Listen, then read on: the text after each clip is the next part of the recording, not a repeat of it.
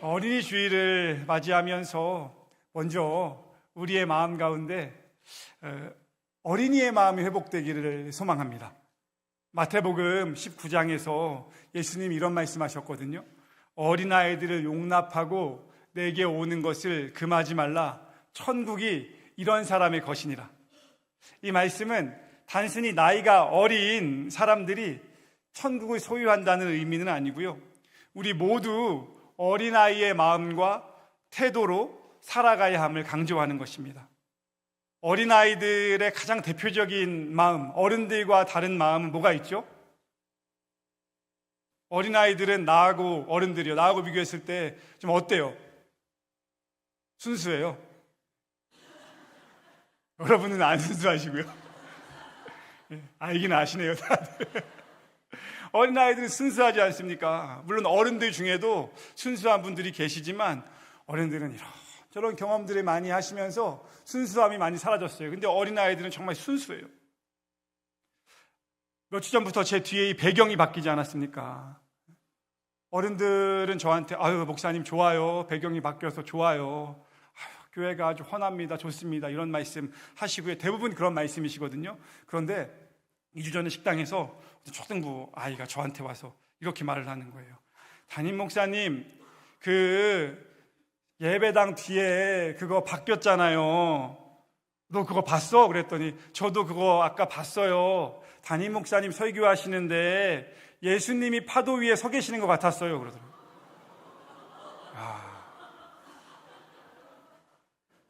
지금 보니까 어떤 분은 야 파도가 있었구나 하시는 분이 지금 이게 좀 보세요. 이게 안 보이시는 거예요. 아까 이거 어떤 어린이가 들어오면서 이 앞에 보더니 와 저거 되게 예쁘다.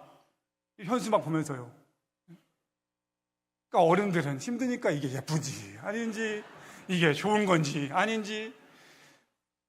제가 제 친구 목사한테 우리 교회 어린이가 이거 뒤에 현수막 보더니 이거 예수님이 파도 위에 서 계시는 것 같다고 나한테 그러더라. 그랬더니 제 친구 목사가 그러더라고요. 야, 내 인생이 파도다. 순수함을 완전히 잃어버린 거예요. 어린이 주일을 보내시면서 어린이들을 바라보시고 웃으시면서 어린이의 마음이 회복되는 하루가 되시기를 주님의 이름으로 축복합니다.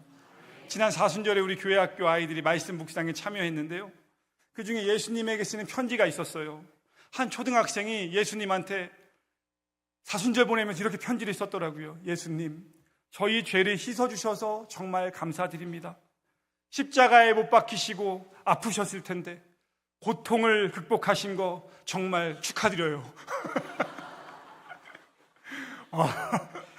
저는 단 한 번도 예수님이 고통을 극복하신 것을 축하드려야 된다는 생각을 해본 적이 없는데 정말 이 부활절 예수님이 고통을 극복하시고 부활하신 거 정말 대단한 일이고 축하드릴 만한 일이었어요. 아이들을 통해서 배우는 거죠. 예수님은 어린아이 같은 순수한 마음을 우리에게 가지라고 가르쳐 주십니다. 어린이 주일을 보내고 또 5월 가정의 달을 보내면서 우리의 마음이 순수해져야 하겠습니다. 오늘 본문 9절에서 예수님이 이렇게 말씀하십니다. 우리 9절 말씀 우리 어린이들도 청소년들도 같이 한번 다 같이 읽어보겠습니다. 시작. 아버지께서 나를 사랑하신 것 같이 나도 너희를 사랑하였으니 나의 사랑 안에 거하라. 아멘. 여러분은 요즘 예수님의 사랑 안에 거하고 계십니까? 혹시 예수님의 사랑에서 점점 더 멀어지고 계시는 분은 안 계십니까? 이 본문에서 거하라는 표현은 머무르라는 것입니다. 이 머무름은 단지 거기에 가만히 있으라는 의미가 아니고요. 예수님과의 관계의 연결이 끊어지지 않도록 그 상태를 잘 유지해서 열매를 맺으라는 뜻이에요. 그래서 머무름의 핵심은 예수님과의 관계입니다.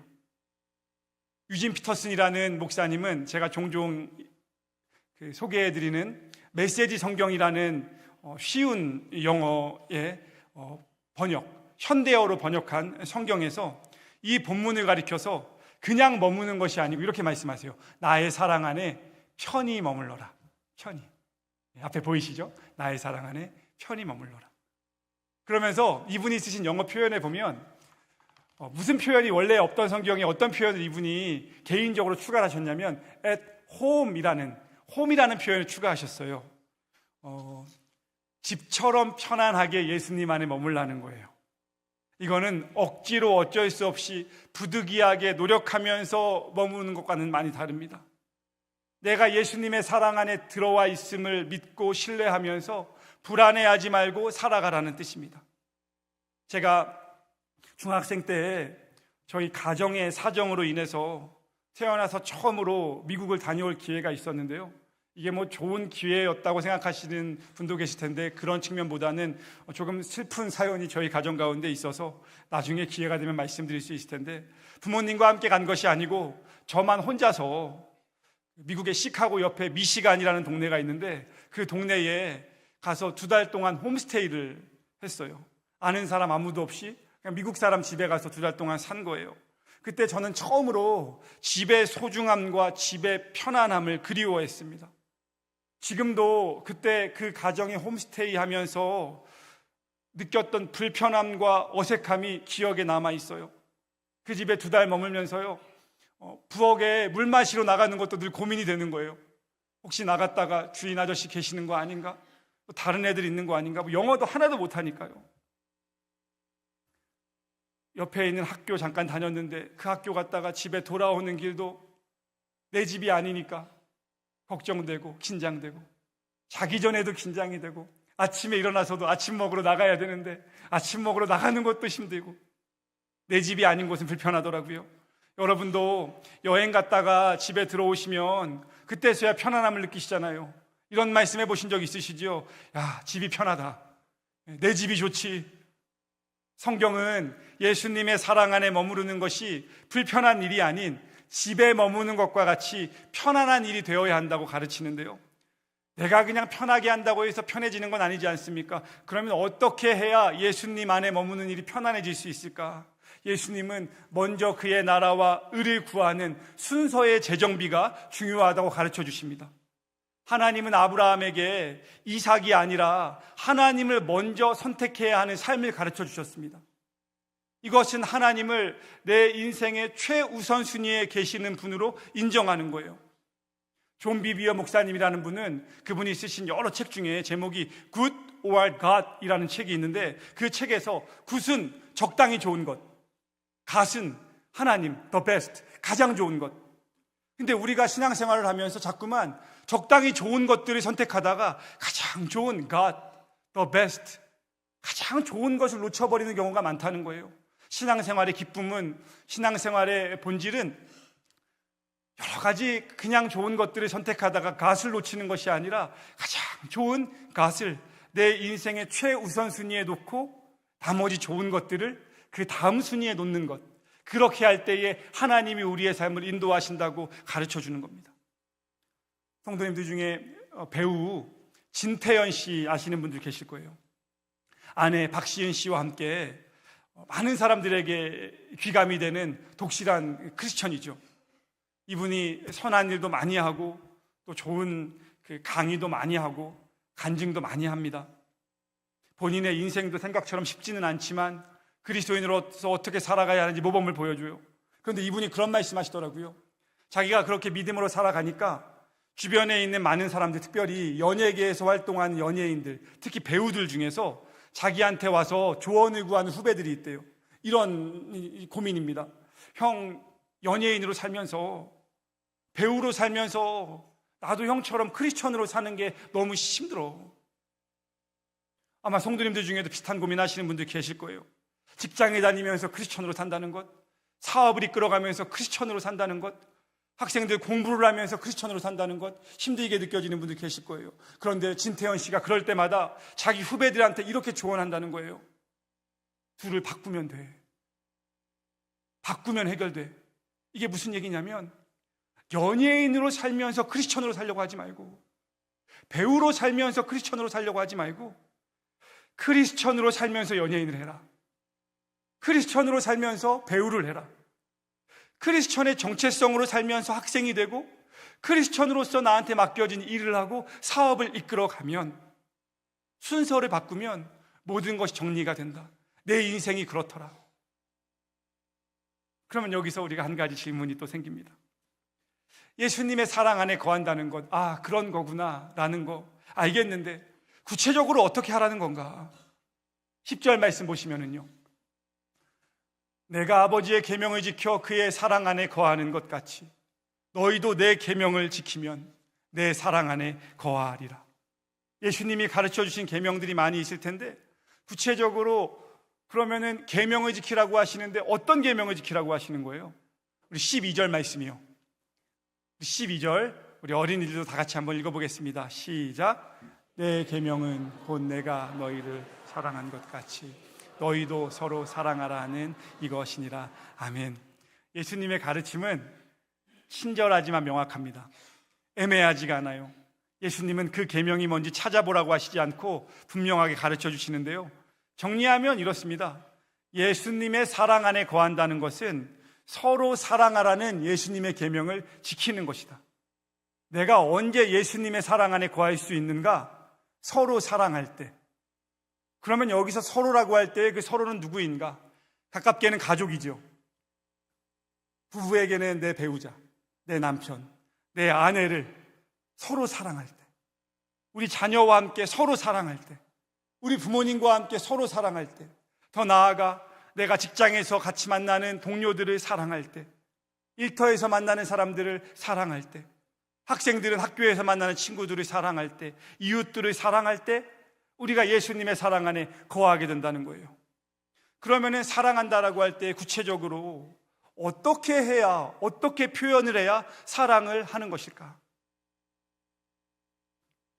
게리 체프먼이라는 박사님이 계시는데요, 40년간 수많은 가정에 있는 사람들을 상담하신 분이십니다. 이분이 쓰신 책 중에 5가지 사랑의 언어라는 책이 있습니다. 이 책은 세계적으로 2천만 부 이상이 팔린 책이고요, 한국에서만 50만 부 이상이 판매되었으니까 엄청난 베스트셀러고 스테디셀러죠. 혹시 안 읽어보신 분들은 기회가 될 때 꼭 한번 읽어보시길 추천드리고요, 성도님들 중에 네가 100번 얘기해봐라 내가 읽나 하시는 분은 그냥 오늘 말씀을 좀 잘 들으세요. 어차피 안 읽을 거 그냥 제 말씀이라도 잠깐 잘 들어주시면 읽은 걸로 쳐드릴게요. 이런 이야기입니다. 사랑은 언어와 같아서 배우고 익혀야 하는 기술이라는 거예요. 한번 따라해 보실까요? 사랑은 기술이다. 우리 어린이들, 청소년들, 청년들, 주로 어른들 중에도 그런 분들이 계시지만 외국어를 배울 때 이게 배움이지 않습니까? 익혀가는 거지 않습니까? 사랑도 배워야 된다는 거예요. 여러분, 사랑에 대해서 배워보셨습니까? 우리가 한 가정을 이끌어가면서도 때로 서로에게 사랑을 느끼지 못하는 이유는 서로가 사랑하는 방법을 배우지 않았기 때문에 각자가 다른 언어를 쓰고 있어서 이제 그런 거예요. 저희 아버지가 언젠가 그런 말씀하셔요.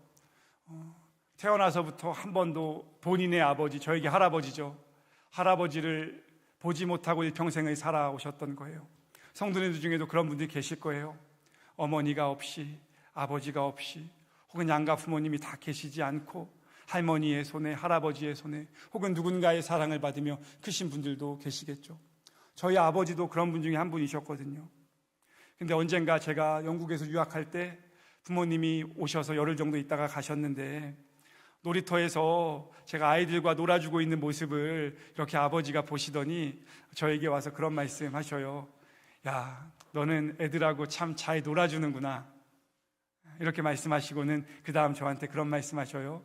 아빠는 너 어렸을 때 이렇게 못 놀아줘서 미안하다. 그리고 이런 말씀을 하셔요. 아빠는 아빠가 없어서 아빠가 어떻게 놀아줘야 되는 건지를 몰랐던 것 같아. 이제 와서 후회해봐야 소용없는 일이지만 아빠가 그때 몰라서 그랬던 것 같아. 지금 생각해보면 참 미안하다. 그런 말씀 하시더라고요. 이게 맞는 얘기입니다. 왜냐하면 사랑은 살다 보면 그냥 생기는 게 아니라 익히고 배워야 하는 기술이기 때문에 그렇습니다. 그런데 이 게리 체프먼은요, 중요한 이야기를 하는데 사랑은 언어를 배우는 것과 같기 때문에 내 배우자가, 우리 자녀들이, 또 우리 어린이들은 우리 부모님이 어떤 사랑의 언어를 구사하는 사람인가를 알아야 한다는 거예요.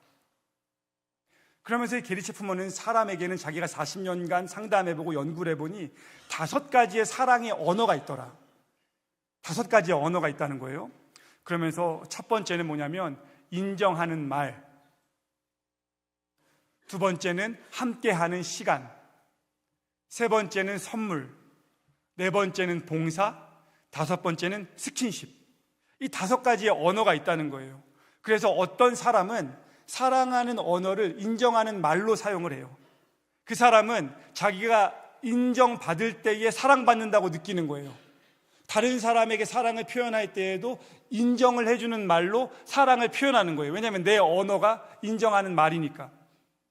이 사람은 누군가에게 말로 칭찬을 받을 때, 격려를 받을 때, 감사하다는 말을 들을 때 사랑을 느끼는 거예요. 다른 사람의 따뜻한 말 한마디가 좋은 거예요. 이런 사람은 다른 사람에게도 따뜻한 말 한마디를 해줘요. 그런데 어떤 사람은 보니까 인정하는 말이 아무 소용이 없대요. 대표적으로 3번. 그런 사람은 말 아무 필요 없고 뭘 줄 때 사랑을 느껴요? 선물을 받을 때 아빠가 나를 사랑하는구나, 엄마가 나를 사랑하는구나, 우리 아내가 나를 사랑하는구나, 우리 남편이 사랑하는구나 느낀다는 거예요. 나는 선물을 받아야 좋은데 남편이 자꾸 막 3장짜리 장문의 편지를 써주고, 이거 힘든 거예요. 이거 지금 언어가 다른 겁니다. 맞지가 않는 거예요. 또 어떤 남편들은요, 선물보다는 많은 경우에 남자들은 인정하는 말을 사랑의 언어로 구사하는 경우가 많대요. 선물 줄 때는 별로 감동하지 않는데 아내가 한마디 따뜻한 칭찬, 격려해 줄 때 그렇게 좋다는 거예요. 제가 언젠가 넘치는 예배에서 그런 말씀 드렸죠. 어떤 장로님이 가정 상담하시는 분인데 강의를 하셔가지고 그 강의를 들은 한 여자 권사님이 남편들은 인정해 줘야 된다라는 강의를 들으시고는 그 다음날 아침에 남편이 형광등을 집에서 갈고 있는데 그 남편에게 그 어제 들은 강의를 기억하면서 칭찬을 해주려고 하면서 이런 말을 했다는 거 아니에요. 당신이 세계에서 형광등을 제일 잘 가는 것 같아. 당신보다 형광등을 잘 가는 사람은 진짜 우리나라에 뿐만 아니라 전 세계에 없을 거야. 남편이 그 이야기 듣고 기분이 좋아요, 안 좋아요? 기분이 너무 좋아가지고요, 갑자기 가서 공구 상자를 다 꺼내오더니 집에 혹시 고칠 거 없는지 하루 종일 다니면서 혹시 내가 또 뭐 고칠 거 없나, 내가 또 갈아줄 거 없나, 하루 종일 따라다니다는. 왜요? 인정하는 말을 사랑의 언어로 사용하는 사람이에요. 그 말을 들으니까 너무 좋은 거예요. 이런 사람에게는 선물 안 줘도 되는 거예요. 얼마나 편해요? 하루에 한 번씩 인정해 주면 되니까. 근데 어떤 사람은 두 번째 보시는 것처럼 함께하는 시간이 중요해요. 근데 여기서 함께하는 시간이라는 것은 영어로 한번 말씀을 드려야 되는데, 게리체 부모님 무슨 얘기를 하냐면 퀄리티 타임. 이게 무슨 얘기냐면 단지 그냥 오래 같은 자리에 함께 있는 게 중요한 게 아니라 서로가 서로에게 집중하는 시간. 우리 가서 카페 가서 커피 한잔 마시자 하면서 2시간 동안 있으면서 너도 핸드폰하고 나도 핸드폰하고 우리 함께 했으니까 이제 가지. 이건 함께하는 시간이 아닌 거예요. 단 20분을 같이 앉아 있더라도 커피 한 잔을 놓고 서로 눈을 바라보면서 대화할 때에 그 시간이 퀄리티 타임인 거예요. 단순히 그냥 어디 여행지에 가가지고 너 수영하고 나 놀고 이렇게, 이게 아닌 거예요. 함께하는 그 질적인 시간을 통해서 사랑의 언어를 느끼는 사람이 있다는 거예요. 또 네 번째, 어떤 사람들은 봉사요. 이 봉사는 뭐냐면 행동으로 보여줘야 된다는 거예요. 선물도 필요 없고 말도 필요 없어요. 나가서 분리수거나 해. 집안일 하는 거 이거 좀 도와줘. 애들 재우는 것 좀 도와주고요. 귀찮은 일 좀 남편이 대신해주고 아내가 대신해주고, 나를 위해서 가족 중에 누군가가 봉사해 줄 때 이 사람은 사랑을 느끼는 거예요. 그리고 마지막 5번째로 스킨십이 필요한 사람이 있대요. 손을 잡아줄 때에, 아내가 남편의 손을 잡아줄 때에, 남편이 아내를 안아줄 때에, 자녀들을 따뜻하게 옆에서 같이 재워줄 때에, 그때 아이들이 엄마가 나를 사랑하는구나, 아빠가 나를 사랑하는구나, 이런 애들은 가끔 옆에 같이 있어줘야 되는 거예요.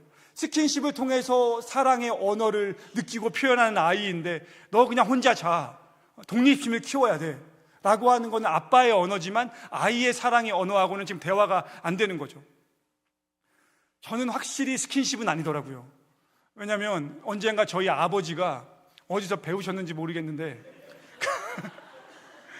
어디서 들으셨는지 모르겠는데 같이 편의점을 가서 콜라를 사가지고 돌아오는 길에 갑자기 아버지가 제 손을 잡으시는 거예요. 너무 깜짝 놀랐어요. 짧은 길을 걸어오면서 계속 고민이 된 게 도대체 이 손을 언제 놔야 되는 건가? 아버지는 좋으셨대요. 제 손을 잡으셔서. 본인은 사랑의 언어가 스킨십인가 보죠. 근데 저는 이게 아니었던 거예요. 근데 언젠가 저희 아버지가 저한테 그때 미안했다. 너 그거 참 잘한다. 고맙다. 이야기하시니까 제 마음에 울림이 있어요. 저희 아버지가 노력하세요. 여러분, 이 사랑의 언어가 5가지가 있구나라고 아는 게 중요한 게 아니라 그 다음부터 필요한 건 노력이에요. 내 배우자를 관찰해야 되는 거예요. 내 배우자가 어떤 사랑의 언어를 기다리는 사람인가를 알아야 되고 그 언어를 알았다면 그 방식으로 표현할 줄 알아야 되는 거예요. 우리 자녀들이 어떤 사랑의 언어를 원하는가를 알아야 되는 거예요. 내 방식대로 하는 게 아니고요. 우리 부모님은 어떤 사랑의 언어를 기다리는 분인가를 알아야 되는 거예요. 저희 아버지가 노력하시더라고요. 요즘에 노력하세요. 저한테 사랑한다는 말씀도 하시고요. 고맙다는 말씀도 해주시고요. 예전에는 그런 말 잘 못하셨는데 노력을 하시는데 처음엔 그게 어색했거든요. 근데 요즘에는 괜찮아요. 그러니까 이게 사랑의 힘인 것 같아요. 처음엔 아버지가 저한테 전화 끊으면서 어쩔 줄 몰라 하시다가 마지막에 그 성구가 사랑한다. 속으로 큰일 났다. 진짜 이거 어떻게 대답을 해야 되나. 그리고는 사랑한다고 했으면은 뭐라고 대답해야 돼요? 그래서 저도 사랑해요. 근데 대부분의 남자분들이 사랑해요 그러면은 저도 아버지가 사랑한다고 했으니까 저도 사랑해요라고 해야 되잖아요. 근데 이게 어색하니까 제가 이렇게 대답하는 거예요. 저도 사랑해요. 네, 저도 사랑해요. 이게 어색한 거예요. 근데 하다 보니까 괜찮아요. 얼마 전에는 저희 아버지가 제가 난방을 하나 선물해 드렸거든요. 제가 선물 받은 게 있는데 그거를 바꿔도 된다고 해서 가가지고 그거를 아버지 걸로 바꿨어요. 괜찮지 않습니까? 아버지 거로 바꿔서 딱 가져다 드렸더니 아버지가 좋아하시는 거예요. 그리고 이틀 전에 아버지한테 카톡이 왔어요. 그 난방 입고 이렇게 사진 찍은 거를 저한테 딱 보여주시면서 잘 어울리지? 고맙다 라고 말씀하시는데 이거 예전에 하시던 표현 아니거든요. 제가 알지 않습니까? 근데 아버지가 노력하시는 거예요. 근데 그 노력하시는 모습을 제가 보고 좋고 나도 더 노력해야겠다는 생각이 들어요. 여러분, 우리가 언제 사랑을 어떻게 표현할 수 있을까? 우리가 믿음 안에서 서로 사랑하라는 예수님의 계명을 기억하면서 그 계명을 지켜 예수님의 사랑 안에 거하려고 애를 쓸 때에, 기도할 때에 하나님은 분명 살아계셔서 나에게 배우자와 함께 있으며 이 배우자에게 사랑을 표현할 수 있는 기회와 환경을 마련해 주시고요, 우리 자녀에게 내가 사랑을 표현할 수 있는 기회를 제공해 주시는 거예요. 내가 우리 부모님에게 사랑을 표현할 수 있는 기회를 주시는 거예요. 우리가 말로만 내가 사랑하게 해주세요, 사랑하게 해주세요, 사랑하게 해주세요, 이거 안 되는 거예요. 어떤 권사님이 그런 기도했다고 해요. 그냥 우스갯소리로 들으세요. 우스갯소리니까. 권사님이 너무 경제적 형편이 안 좋아서 하나님께, 하나님, 제가 이런 기도 평생 한 번도 안 하지만 로또 복권 한 푼만 당첨되게 해주세요. 새벽마다 기도하셨대요. 몇 주를 기도하시는데 하나님이 아무런 소식이 없는 거예요. 몇 주 동안 기도하다가 정말 간절히 기도하셨대요. 교인이 다 가고 난 다음에, 하나님, 제가 정말 앞으로도 이런 기도 안 하겠지만 하나님, 저도 경제적 형편이 너무 안 좋으니 로또 복권 한 번만 좀 당첨되게 하나님 도와주십시오. 근데 하나님이 그 새벽에 자기한테 음성을 들려주시더래요. 뭐라고 이렇게 말씀하시더래요. 그러면 일단 로또 복권을 사라.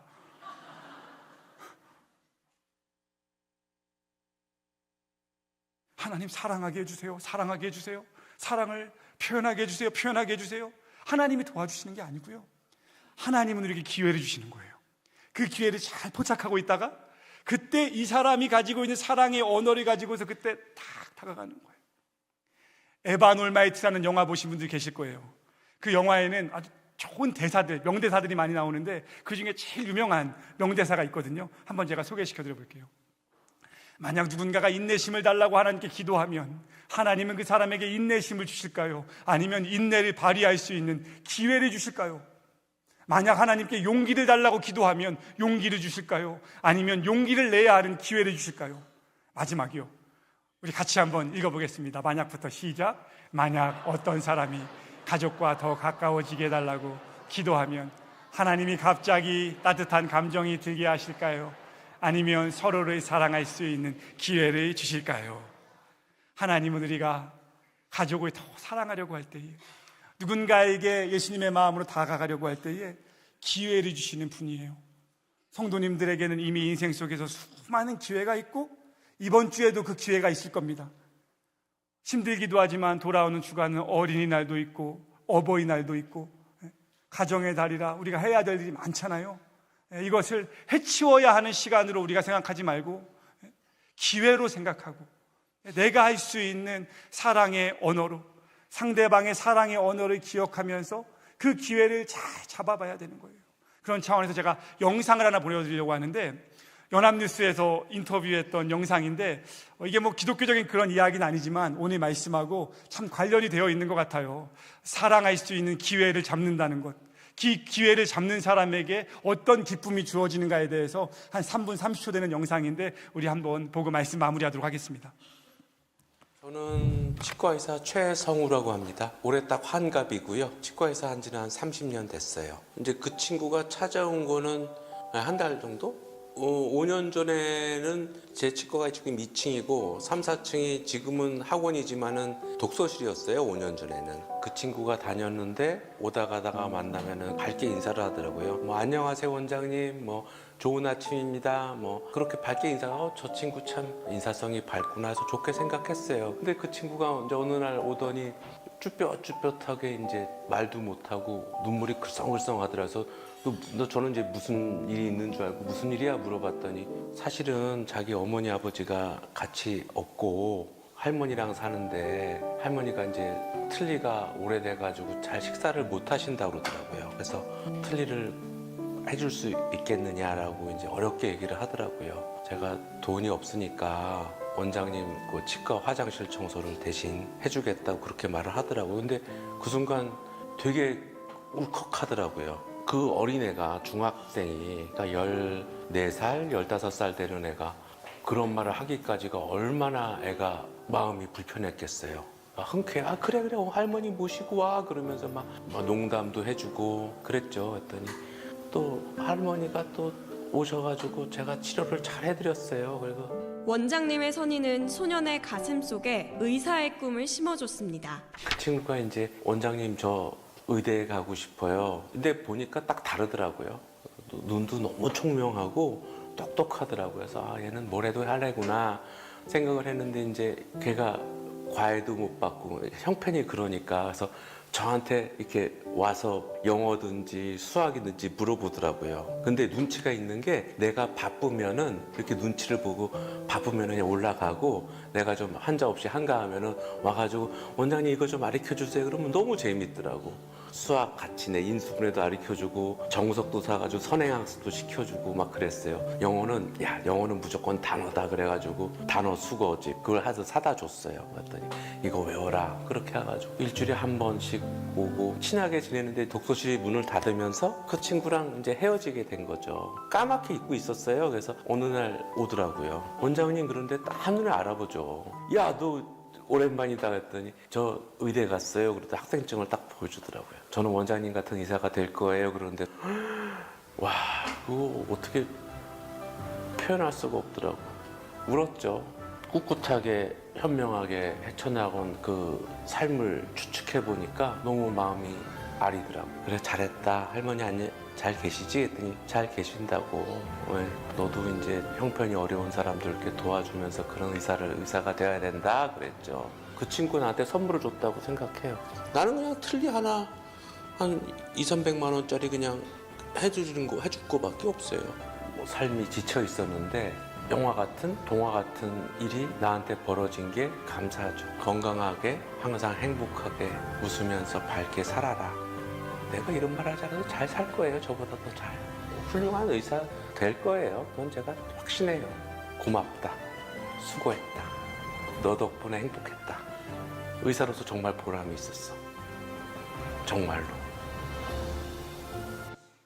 네, 이 뉴스가 나오고 나서 다시 몇 년 만에 이 아이가 이 인터뷰를 보고 또 찾아와서 만나게 됐다는 감동적인 이야기도 이어졌고요. 이분의 삶이 그날 한번 그렇게 한 것이 아니라 보니까는 아버지부터 치과 의사인데 늘 그렇게 살아오신 삶이었더라고요. 제가 이 영상을 성도님들께 소개해 드리는 것은 이분은 치과 의사로서 본인에게 다가온 사랑을 베풀 수 있는 기회를 잡으시잖아요. 그리고 그 기회를 잘 활용하신 거고, 마지막에 그런 표현이 아름답지 않습니까?